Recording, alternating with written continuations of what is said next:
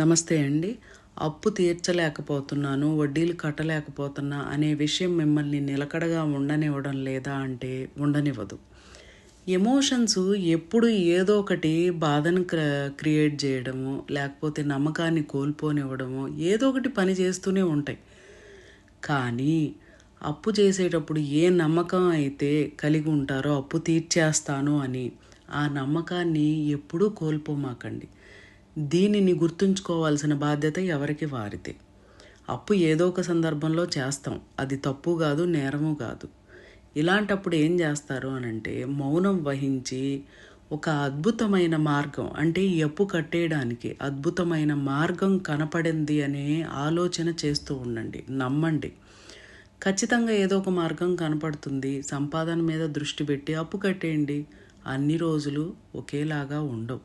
డబ్బు మీద దృష్టి పెట్టడం